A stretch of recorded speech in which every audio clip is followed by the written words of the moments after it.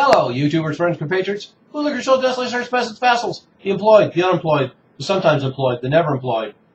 I'm a useful idiot. I'm employed. And today I want to talk about unemployment, the big lie about unemployment. And I did this video originally about a week or two ago because I was doing a series on the big lie about QE, the big lie about GDP, then the big lie about unemployment. And those videos were only relatively popular, so I dragged my feet on this one. But now it becomes relevant because big breaking story today about the census unemployment numbers being manipulated for the 2012 election for Obama, and manipulating them from 8.1 to 7.8% in order to make the economy look rosier.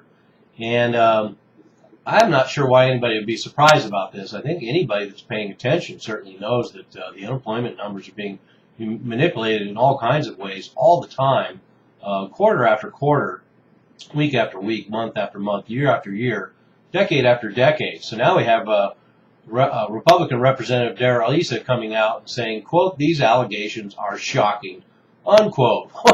What a bullshitter. What a total bullshitter.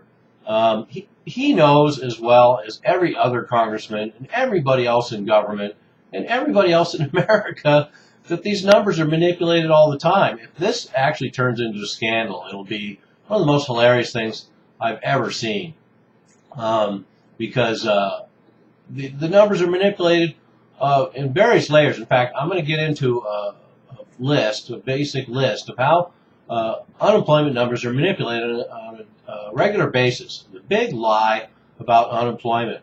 But before I do, a clear example of that is, as everybody knew just several weeks ago, we had this headline that the U.S. gains traction as 204,000 jobs added last month. So that was just a couple weeks ago. They're ballyhooing about creating 204,000 new jobs, which everybody knew was bullshit. So it wasn't a scandal then, was it? So the employment realities are, the fact is that the household survey is a far more accurate measurement than the weekly claims rate, because it counts people who actually just drop out of the rolls, the unemployment rolls. So let's look at the reality of that a couple weeks ago. So supposedly there was a gain of 240,000 jobs, but if you use the household survey, it showed a drop of 735,000 jobs. And then you factor in that the population in that same time span grew by 213,000, and you get a situation where we've actually lost nearly 1 million more jobs just in the last claims period. So the Bureau of Labor Statistics stated that 448,000 of the drop in employment was due to temporary Fed layoffs, and then we also have a labor participation rate at a new all-time record low, 62.8%, and that's what we have to remember when we get these numbers that say, well, we have a gain of 240,000 jobs. Well, we have 720 to 735,000 people who have left the labor force, and another 735,000 falling off unemployment completely. So these numbers are huge. So to be squawking about the veracity of these government numbers we get from the Bureau of Labor Statistics is a fool's game. So let's get to the ways that unemployment is manipulated regularly and has been for decades. And of course, the most obvious one everyone knows is one of the measurements, and that's the U1 through U6. And those are various measurements of unemployment where you count different segments that drop out. And what we have now is a U6 figure, which doesn't reflect all the people dropping off the unemployment rolls completely. But it also gets a lot more complex than that. But that's just the most obvious example. So as long as we're talking about measurements, so we compare the numbers we get from the Bureau of Labor Statistics, which is just the bureaucratic face of unemployment. Then we have the household survey, which actually gets down to brass tacks, what's really going on out there, and people just falling off the unemployment rolls and not being counted anymore. And there's another way that these numbers can be adjusted. That's the birth-death ratio, trying to speculate or survey what the projected gains and losses of jobs are. And those are used all the time to manipulate unemployment numbers, particularly when they want to get good figures for a particular quarter or a particular period. They can adjust these numbers and then revise them down later, which they always do. And that's another thing to factor in measurement, is the fact that a lot of these numbers are always revised down, sometimes to a considerable amount, but then the political capital has already been created. And then you have seasonal flux in employment is always going to skew things, and that's part of measurement. And then we have the self-employed, and so that's difficult to factor in the employment situation. It can skew the numbers both ways. And the same thing with the black labor market, the shadow labor market. All the people that are off the rolls, all the people who are getting paid cash, those skew the numbers even further. So none of these numbers can ever really be trusted. And then another aspect that distorts unemployment numbers is those who just drop out, and it can be for a number of reasons. There's people who just completely run out of unemployment, those who, like I mentioned, take refuge in the shadow labor market. Then you have retirees, and we have a boomer generation. A lot of them are retiring early now once they're out of the job market. We're going to see that continue to happen a considerable degree.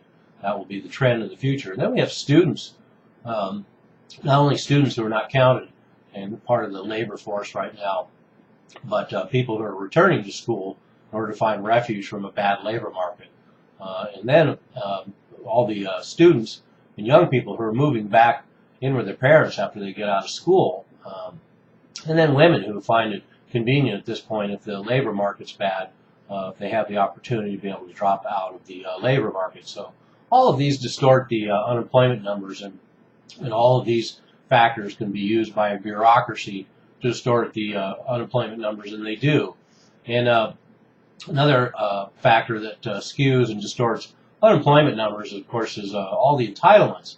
We have unemployment, and we have a record number of people on disability now, and that disguises another entire sector of society that would be unemployed other than having government programs and government access. And not wanting to get into an existential argument about entitlement programs here as much as just talking about the reality, how it disguises the unemployment numbers in a way.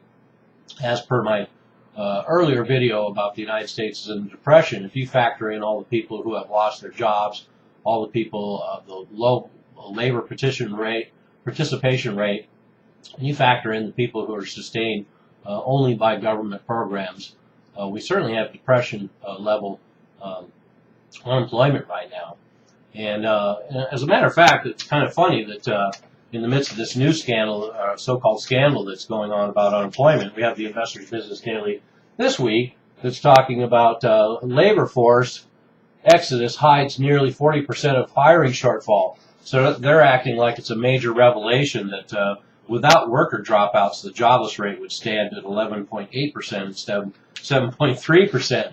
The reality is, if you go to someplace like Shadow Stats, we have the fact that all the people who are not participating in the labor force actually raises the unemployment rate to more like 17%, and some would say as high as 25%, which I would be in favor of that sort of number. And so in the last year, those not in the labor force rose by another 3 million just in the last year. So if you figure the last 5 years of people dropping out of the labor force and dropping out off the unemployment rolls, over the last year, the number of people employed actually rose by a mere 240,000. That's right. If you take away all the bullshit, all the hocus pocus, all the government manipulation of the numbers, the number of jobs actually created over the last year is 240,000. So in reality, 20,000 a month. So all this other stuff you hear is bullshit. It's just that plain and simple. And for there to be outrage now, like I say, would be hilarious. They once again are going to feign outrage. And then another part of the Obama jobs recovery is 8 million part-time workers looking for full-time work. And a lot of the jobs that have been created are part-time jobs. So if you look at 240,000 jobs created over the last year, in reality, what you find is a lot of service industry jobs and a lot of part-time jobs and a lot of temporary jobs. And that's, of course, to sidestep taxes as well as healthcare requirements and the like. And then the average weekly hours has dropped to 34 too, which is also a record low. And so that's all ways that unemployment is disguised. And that brings up the last area in which these numbers are distorted. And that's just the nature of the jobs counted. Part-time and temporary count as employed. And so we have a whole labor market now that leaves a tenuous lifestyle, particularly for those who are not used to it, and that disguises what in reality is an even worse unemployment situation.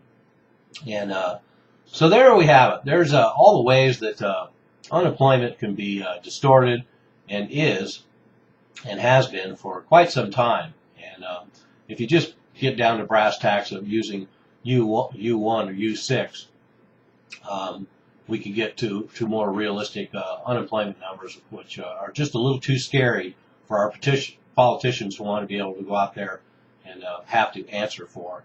So there we have it, unemployment, another big lie. And this is the third in what's undoubtedly going to be a multi-thousand part series. I'm a useful idiot. Don't you be one too.